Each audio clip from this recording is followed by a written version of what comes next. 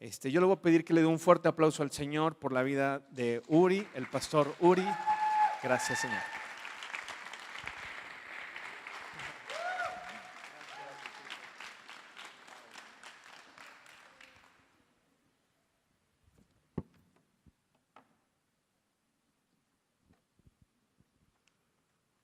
Muy buenas noches.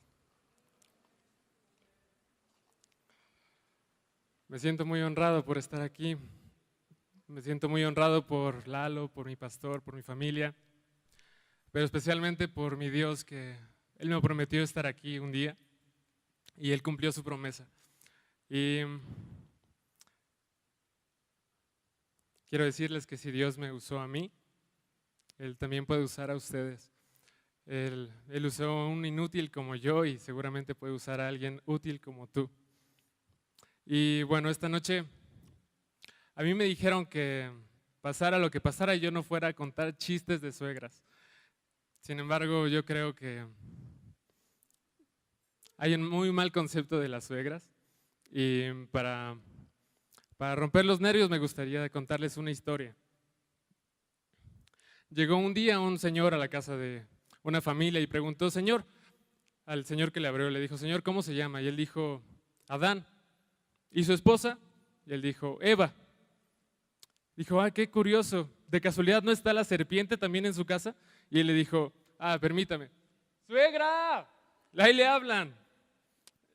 Creo que cuando en una familia no está el orden de Dios, puede suceder esto con las suegras, pero a mí me tocó una suegra muy linda, pero a mi esposa le tocó una aún mejor. Y yo bendigo a las suegras.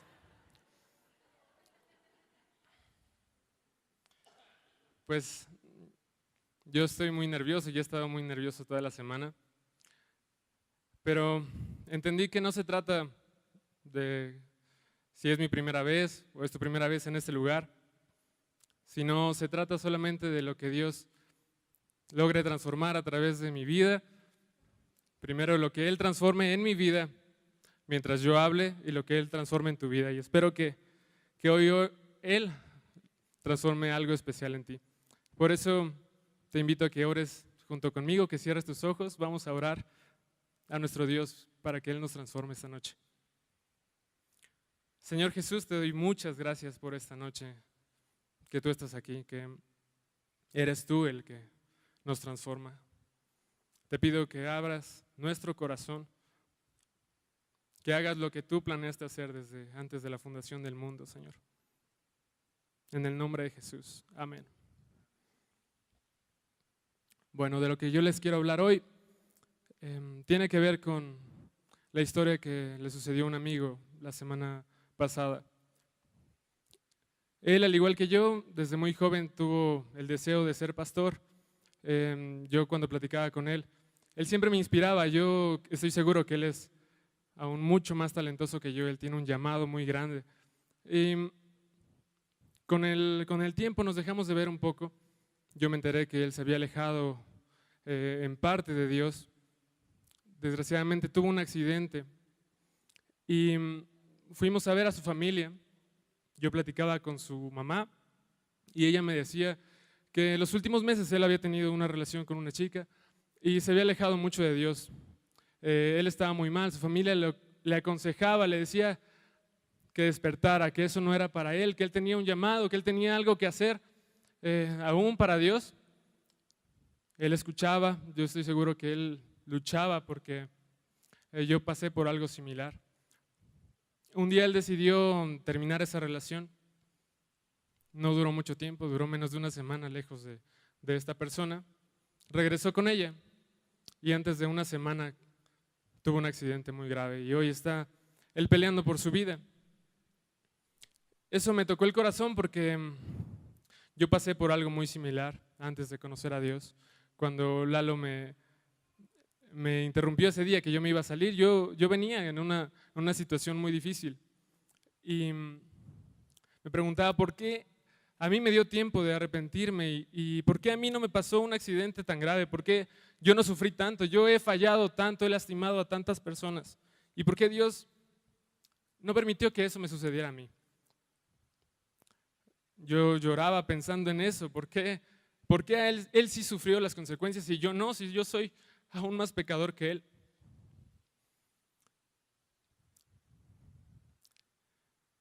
El mensaje de esta noche se llama Estoy a tiempo. Y me gustaría que me acompañaran a leer Daniel 4, versículo 4 en adelante.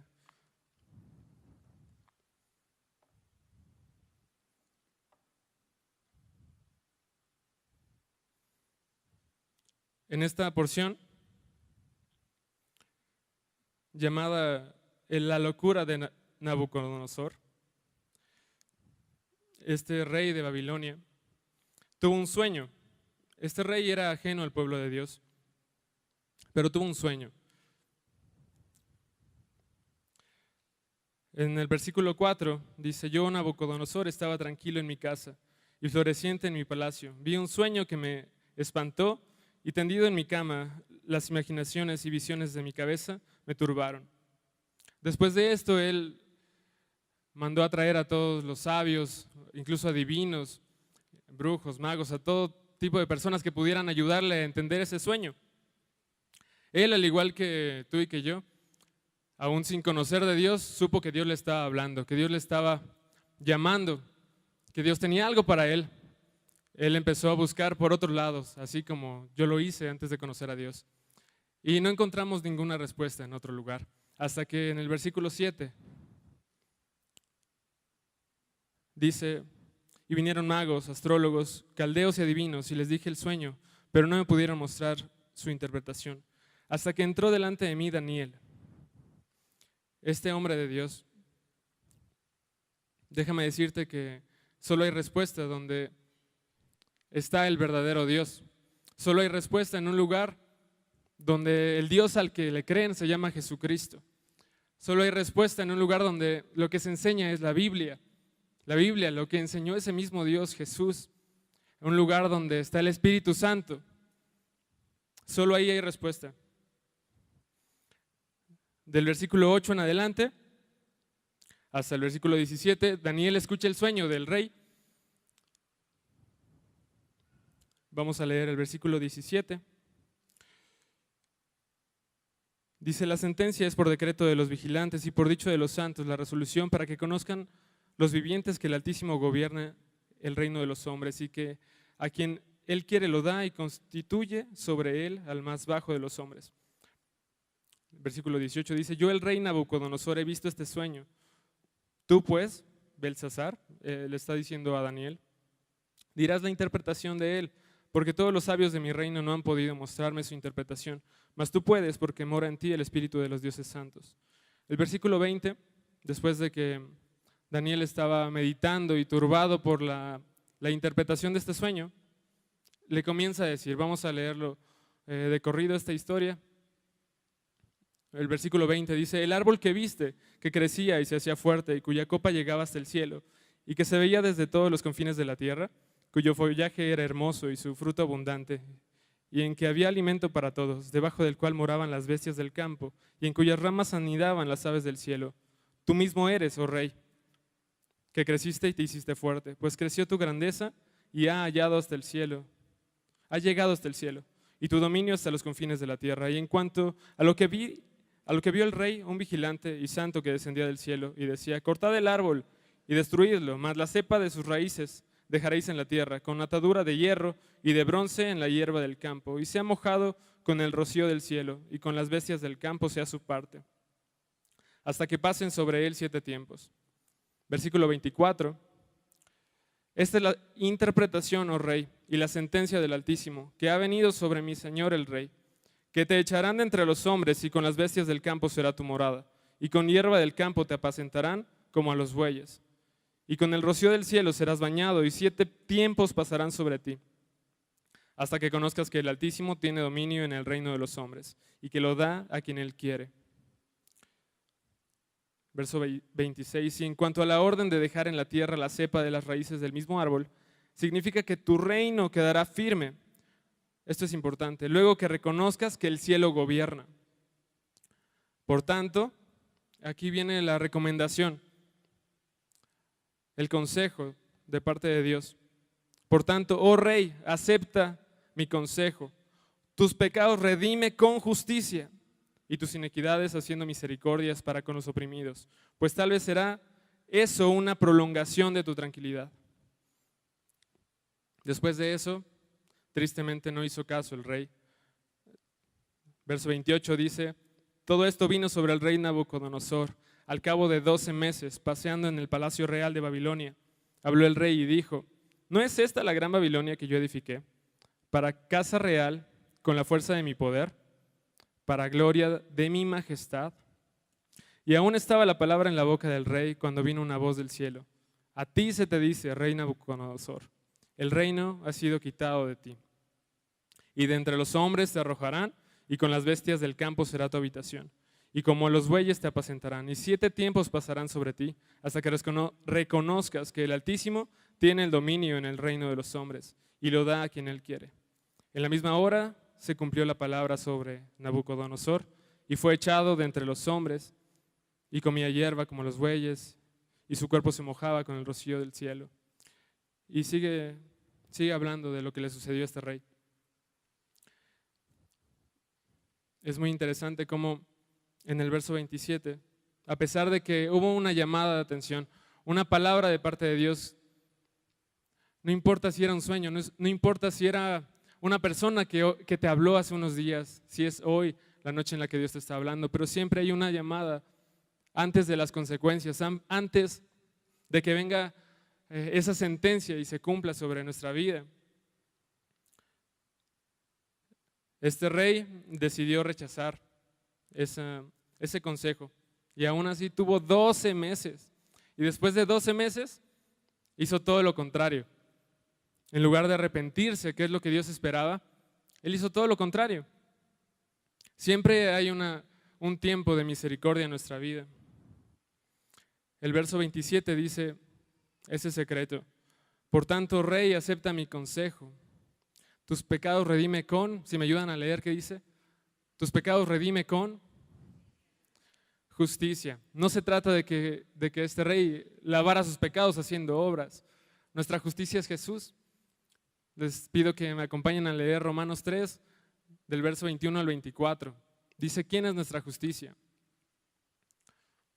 Romanos 3, 21.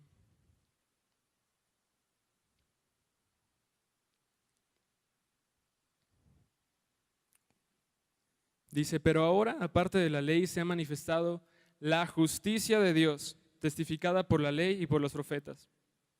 La justicia de Dios por medio de la fe en Jesucristo, para todos los que creen en Él, porque no hay diferencia, por cuanto todos pecaron y están destituidos de la gloria de Dios, siendo justificados gratuitamente por su gracia, mediante la redención que es en Cristo Jesús. En el verso 27 que estábamos leyendo de Daniel 4, decía, redime tus pecados con justicia. Esa justicia es Jesús. Esa palabra de redimir significa liberar. Lo único que puede liberarnos de nuestros pecados es la justicia que Jesús cumplió. Dios es un Dios justo. A pesar de todo el amor que siempre anunciamos de Él, también es un Dios justo y demanda justicia. Leíamos aquí en Romanos que todos hemos pecado.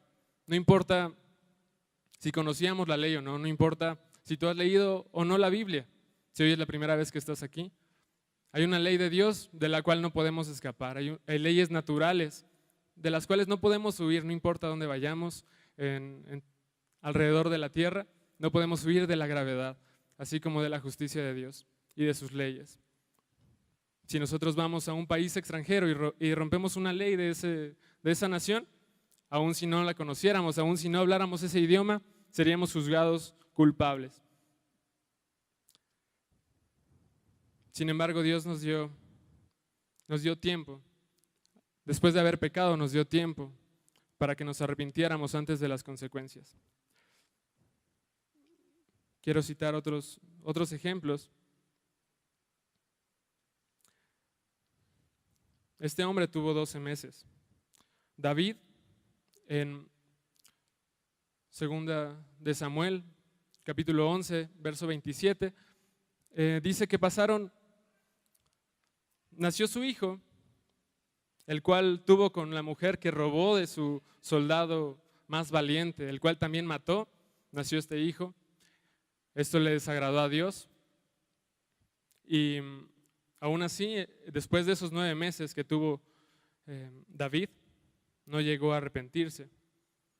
Vino juicio sobre él y Dios le dijo que la espada estaría sobre su casa. Él en el capítulo 12, al final de este capítulo, después de que del profeta Natán le dice las consecuencias que habían venido sobre su casa, él dice arrepentirse.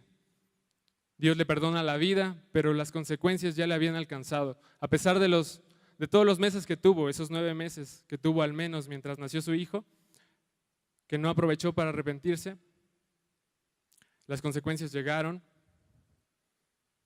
Alcanzó a arrepentirse solamente para librar su vida, pero aún así todos sus hijos pagaron por sus pecados. Es muy interesante que todos sus hijos murieron de una manera muy, muy triste.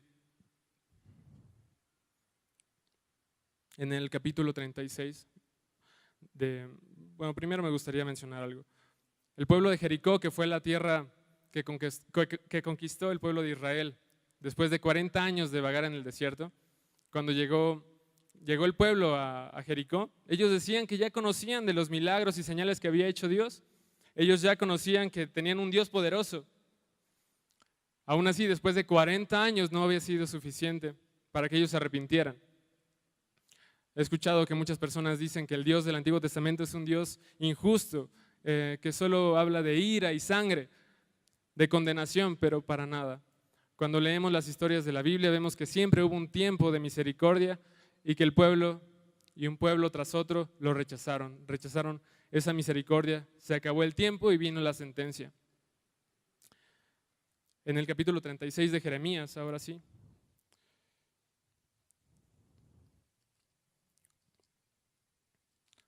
está en esta escena.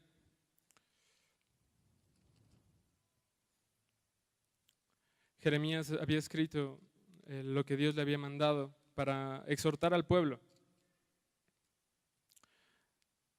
Dice el versículo 2, Dios le dijo que tomara un rollo de libro y escribiera en él todas las palabras que había hablado contra Israel y contra Judá y contra todas las naciones desde el día que comenzó a hablar y desde los días de Josías hasta hoy. El versículo 3, la exhortación de Dios decía: quizá oiga la casa de Judá todo el mal que yo pienso hacerles y se arrepienta cada uno de su mal camino, y yo perdonaré su maldad y su pecado. Todo ese capítulo explica cómo Jeremías le habló al pueblo, exhortó al rey, llevó este rollo a sabiendas de la gente, pero ellos quemaron el rollo, quemaron la exhortación de Dios. No hicieron caso y se cumplió la sentencia de Dios.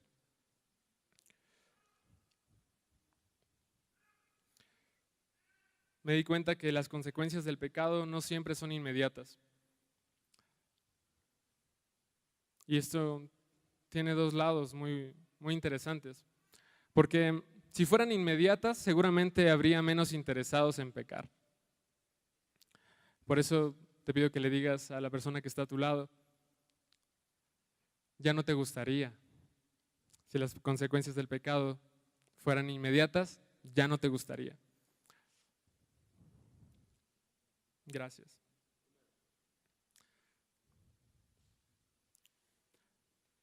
Hay cosas que hacemos y tienen consecuencias inmediatas. Si nosotros metemos la mano al fuego, nos quema en ese momento y seguramente no lo volvemos a hacer.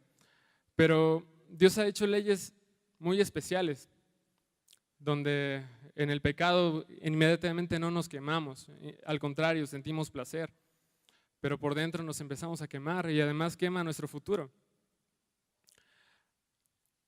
La parte buena de esto es que al no ser inmediata la consecuencia, siempre hay un tiempo para que nosotros nos arrepintamos. Siempre Dios nos da ese lapso de tiempo para que nosotros cambiemos de dirección. El arrepentimiento quizá lo hemos escuchado como una palabra muy religiosa, donde una persona arrepentida es una persona que necesariamente llora, se pone de rodillas y ahora sí está arrepentida. Pero el diccionario nos enseña que el arrepentimiento tiene mucho que ver con dejar de hacer las cosas que hacíamos, entender en nuestra mente que eso estaba incorrecto, que eso desagradaba a Dios. Y además, con eso no alcanzaríamos lo que Dios esperaba para nosotros, que esa es la definición del pecado. Pecar tampoco es algo tan misterioso. Pecar simplemente es fallar de la voluntad de Dios, fallar del blanco. Dios tenía una meta para nuestra vida y pecar es desviarnos de esa meta. Cuando nosotros nos arrepentimos, estamos aún a tiempo para atinarle al blanco, para alcanzar lo que Dios tiene para nosotros.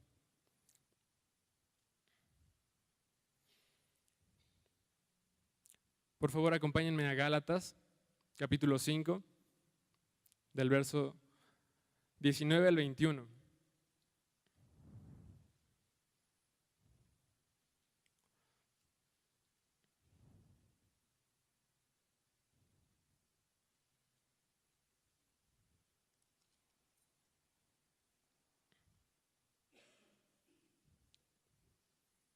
A veces hemos pensado que el pecado es algo sumamente grave, que solamente las personas más malas hacen, que nosotros somos muy buenos, que nosotros hacemos todo bien, no necesitamos ningún tipo de ayuda ni arrepentimiento.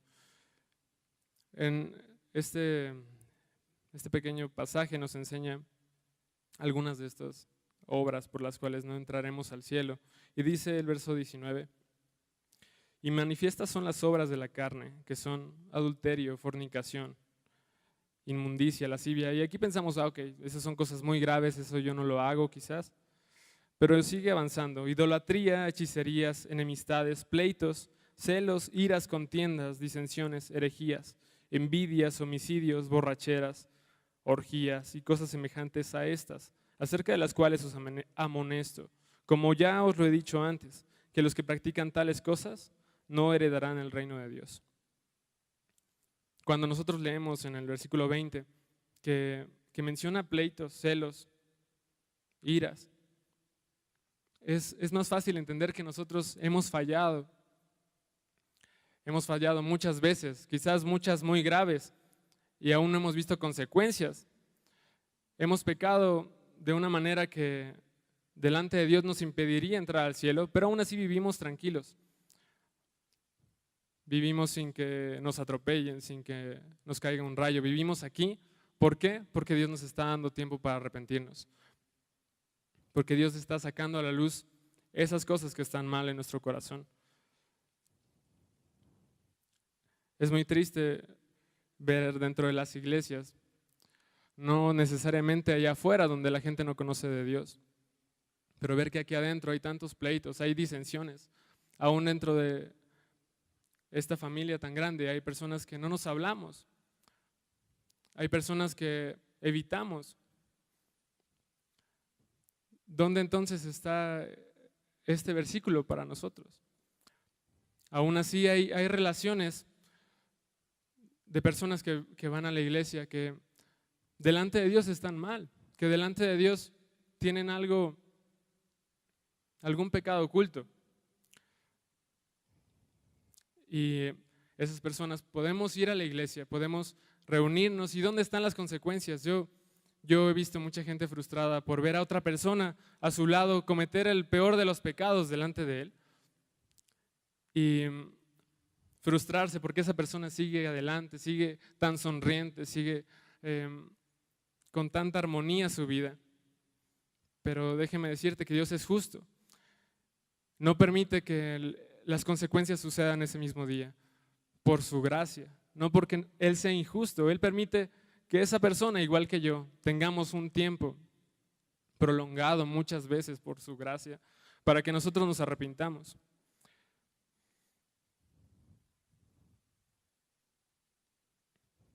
Aún así, el pecado le ha dado la oportunidad a Satanás de tener cierto dominio sobre la vida de las personas.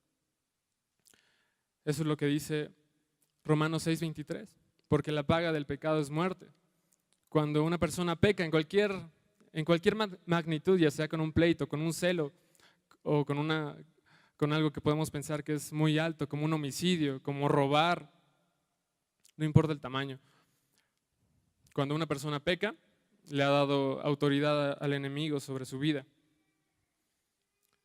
No solo sobre su vida, sino también sobre sus posesiones, sobre su salud, sobre su familia. Como mencionábamos que el rey David vio, por su pecado afectó a sus generaciones. Sus hijos murieron de una manera terrible, a pesar de que él llegó a arrepentirse. El pecado tiene consecuencias. Y lo maravilloso de este mensaje es que no solamente Dios tiene juicio sobre nuestras vidas, sino también tiene misericordia. La ley de Dios es justa. Nuestro Dios es justo. Y como es tan justo, Él tiene que hacer cumplir su ley. No puede ignorarla. Pero también es tan amoroso que sabiendo que alguien tenía que pagar esa ley, ese pecado, en lugar de permitir que toda su ira y toda la condenación por haber roto esas leyes cayeran sobre nosotros, Él dijo, yo pago. Él decidió hacerse hombre como nosotros para venir a este mundo y pagar.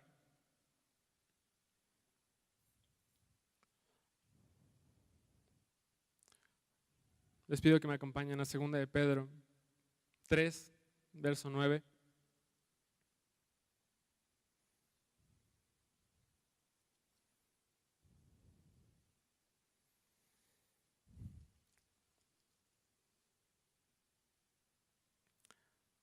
Dice, el Señor no retarda su promesa, según algunos la tienen por tardanza, sino que es paciente para con nosotros, no queriendo que ninguno perezca, sino que todos procedan al arrepentimiento. Dios es amor, Dios es justo, es justicia y también es amor. Él no se ha tardado, Él solamente está esperando. Él está alargando ese tiempo para que más personas se arrepientan, para que más personas conozcan de Él. Aún el peor de los ladrones, aún el peor de los violadores, por ellos murió Jesús, por ellos está esperando y por ellos Él murió.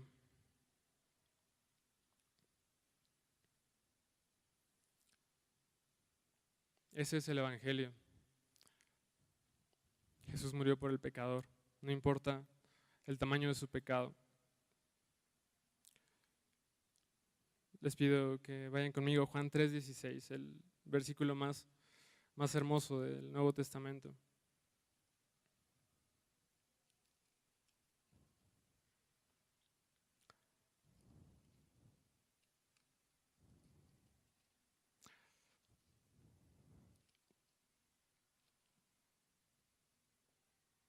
Dice así, porque de tal manera amó Dios al mundo, que ha dado a su Hijo unigénito, para que todo aquel que en Él cree no se pierda, mas tenga vida eterna. El verso 17 dice, porque no envió Dios a su Hijo al mundo para condenar al mundo, sino para que el mundo sea salvo por Él. El que en Él cree no es condenado, pero el que no cree ya ha sido condenado porque no ha creído en el nombre del unigénito Hijo de Dios. Y esta es la condenación, que la luz vino al mundo y los hombres amaron más las tinieblas que la luz, porque sus obras eran malas. El plan de Dios nunca ha sido condenarnos, siempre ha sido darnos una oportunidad. Él permitió, aun que nosotros pecáramos, para que nosotros pudiéramos arrepentirnos y reconocerlo a Él. Su voluntad siempre ha sido darnos vida, no condenarnos.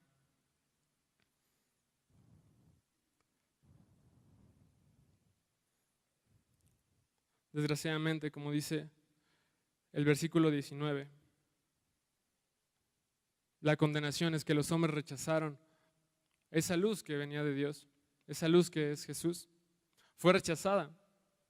Muchas veces nosotros, en lugar de venir al arrepentimiento, preferimos alejarnos y escondernos donde nadie nos ve, escondernos donde no somos juzgados, alejarnos de las personas que nos están incluso incomodando, alejarnos de esas personas que te dicen, eso no es correcto, eso no te está ayudando.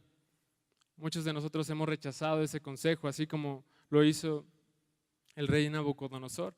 Rechazó la luz porque sus obras eran malas.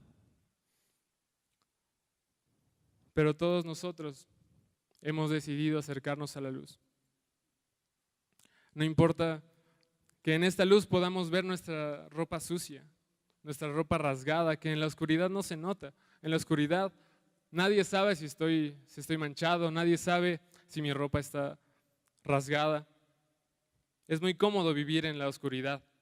Es muy cómodo tener una vida como todos los demás, donde no soy diferente, donde si yo me emborracho no importa, donde si yo tengo otra mujer no importa, eso es lo correcto. Pero al entrar en un lugar diferente, donde hay luz, inmediatamente salen esas manchas. Rechazar esta luz es como decirle a Dios, yo no quiero que me limpies. Dios está mirando nuestra vestidura que está sucia, que está rasgada, y nos está diciendo, yo no te he condenado, yo quiero cambiarte esa ropa, yo quiero lavarte con mi sangre. Pero nosotros decirle, no, yo no quiero, así estoy bien, yo prefiero seguir por este túnel oscuro donde nadie me ve, donde yo puedo tener amigas, donde yo puedo comer lo que quiera, tomar lo que quiera. Una vida a mi voluntad.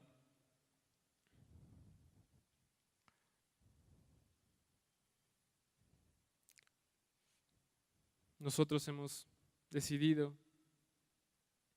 venir a la luz. Gracias a Dios porque hemos tenido un tiempo para arrepentirnos. Yo veía las estadísticas de cómo el pecado dentro de la iglesia puede estar tan disfrazado, donde nadie se da cuenta, porque hay pecados que la mayoría de personas pueden notar, pero hay pecados que solamente se ven en lo oculto. El 50% de los pastores que participaron en una encuesta dijeron haber visto pornografía durante el último año. El 30% de ellos confesó haber visto pornografía en los últimos 30 días. Hay pecados ocultos dentro de la iglesia. Y si aún a los hombres más ungidos han llegado a ensuciar, seguramente dentro de las mismas congregaciones, esas cosas suceden. Y esto yo lo menciono porque yo por mucho tiempo fui afectado. Por mucho tiempo yo viví dañado, enfermo. Y yo asistía a una iglesia y no pasaba nada. Dios me dio tiempo para arrepentirme. Y Dios nos sigue dando tiempo a nosotros. Hablando de cómo el pecado es muchas veces aceptado, a pesar de que el 68% de los divorcios que se dan cada año reconocen haber visto pornografía en algún momento de sus vidas. El 67% de los hombres y 49% de las mujeres piensan que la pornografía es algo aceptable. Es increíble que se tenga un concepto muchas veces tan ignorante, a pesar de ver consecuencias en muchos a nuestro alrededor. Podemos pensar que practicar algo sin que nadie nos vea no va a tener consecuencias. Siempre tiene consecuencias. Tengo un amigo que yo invité hoy, pero él no vino, entonces voy a contar esta historia. Él me comentó hace unas semanas que necesitaba que le prestara mi celular porque iba a descargar algo. Se lo presté, lo descargó, se lo envié y le empecé a preguntar qué era. Me contó que él había retirado del cajero 10,000 pesos y había reportado que se los habían asaltado con tal de cobrarlos por el seguro nuevamente esos 10,000 pesos. Yo le dije, no, es que eso, a pesar de que ya te haya salido con la tuya, va a tener consecuencias. Tiene consecuencias, tiene consecuencias. Y él dijo, no, claro que no, nadie se va a enterar, nadie va a pedírmelos, no, nadie sale dañado, es dinero del banco, él piensa que es ilimitado. Y yo le decía, hay consecuencias. Y otra vez, pienso que si las consecuencias fueran inmediatas, habría menos interesados en practicar el pecado. Pero las consecuencias vienen más adelante.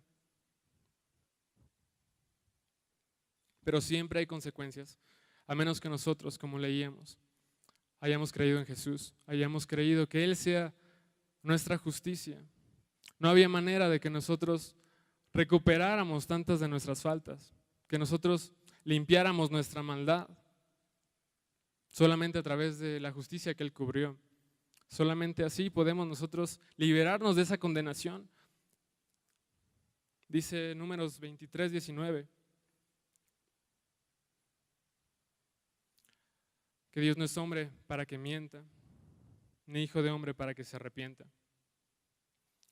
Él dijo y no hará, habló y no lo ejecutará. Dios no se arrepiente, Él diseñó una ley para bendecirnos, para que nosotros viviéramos una vida en su voluntad. Cuando nosotros nos salimos de ella, definitivamente tiene consecuencias. Tiene consecuencias. Él no miente, Él no se arrepiente.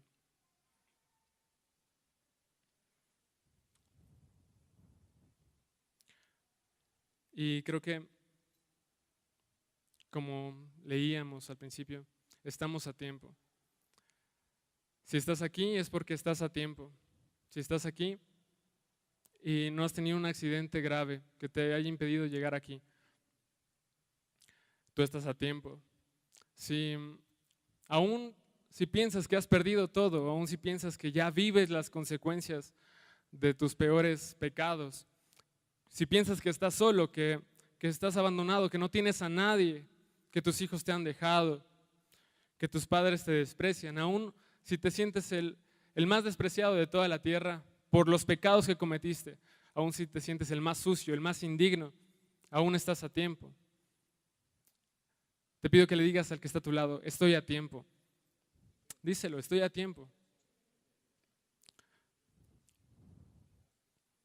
Estamos a tiempo. Las consecuencias que has vivido no son ni la mitad de las consecuencias que nosotros merecemos. Nosotros cada día seguimos cometiendo errores de los cuales debemos arrepentirnos, debemos cambiar de rumbo.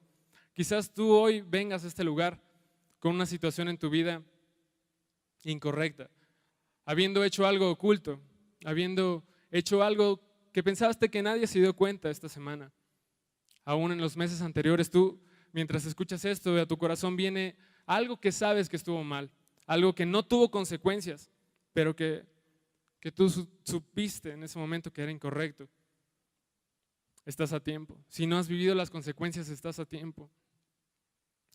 Aún si tu esposa no se dio cuenta, Dios se dio cuenta. Aún si tus padres no se dieron cuenta, aún si tu novia no se dio cuenta, hay consecuencias. Pero estamos a tiempo, estamos a tiempo. Por eso yo creo que es necesario que nosotros oremos. Es necesario que si tú sientes en tu corazón, si Dios ha traído algo a tu mente que has hecho incorrecto, que nosotros nos arrepintamos. Te repito, arrepentirse no se trata de llorar, de hacer algo religioso y pasar al frente. Se trata de algo que sucede en el corazón. Se trata de entender que lo que hicimos estuvo mal, que no nos traería nada bueno a nuestro futuro. Se trata de entenderlo y decir, yo lo dejo. Entender que yo estaba caminando en esta dirección, pero Dios quería que yo fuera para allá y decir, yo ya no camino hacia allá, voy a caminar hacia donde tú me llames, Dios. Voy a dejar toda esa porquería, voy a dejarla a un lado y voy a caminar hacia ti, Dios. Se trata de dejarlo, no importa las consecuencias que tenga dejarlo, no importa el placer que dejes a un lado, te juro, bueno, no debo jurar, pero te aseguro que las consecuencias que Dios tiene para ti, la promesa que Dios tiene para ti es mejor, siempre es mejor. Cuando Dios me confrontó hace más de 2 años con la vida que yo estaba viviendo, con el pecado que había en mi vida, seguramente fue muy difícil, fue incomprensible tomar decisiones. Parecía que el precio de seguir a Dios era demasiado alto. Parecía que con tal de estar bien delante de Él, yo tendría que rechazar amigos, rechazar todas las cosas que me hacían feliz en ese momento. Eso es lo que parece, que el precio es alto, pero déjame decirte que la recompensa es mucho, mucho más alta. La vida que yo hoy vivo es una vida de la cual yo estoy orgulloso, no por mí, sino por Él. Yo me glorío en lo que Dios ha hecho en mi vida. Y Él me ha dado aún más promesas. Yo sé que Él tiene para mí hijos y yo estoy esperando esos hijos y van a llenar mi vida, así como hoy la llena mi esposa. Estoy lleno de promesas por alcanzar. Estoy viviendo cosas que no esperaba vivir. Pensé que tendría que dejar la escuela. Yo hoy sigo estudiando. Vivo cada día disfrutando de los planes que Él tiene para mí. Y gracias a Dios que hoy no vivo las consecuencias de mi pecado. Quizás yo debería hoy de estar en la cárcel. Quizás yo debería de haber quedado lastimado permanentemente por algún accidente, por alguna enfermedad. Pero yo estoy aquí, estoy sano. Estoy nervioso, pero estoy sano. Estoy aquí, estoy completo. Tengo una familia, tengo gente que me ama que hoy está aquí. Y eso es lo que hay para ti.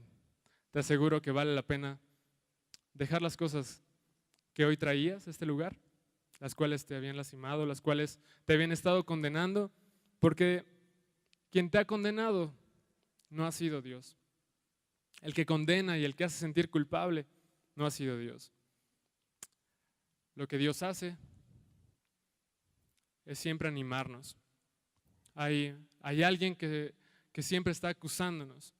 Dice la Biblia que está delante del trono de Dios acusándonos a nosotros por todos los hechos incorrectos que nosotros hemos hecho. Ese es Satanás.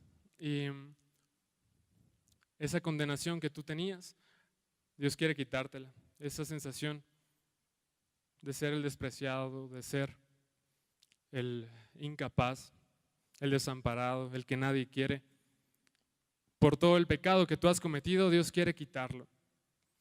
A los que deciden arrepentirse, Dios les quita esa condenación y les da una identidad nueva, una vida nueva, una calidad nueva.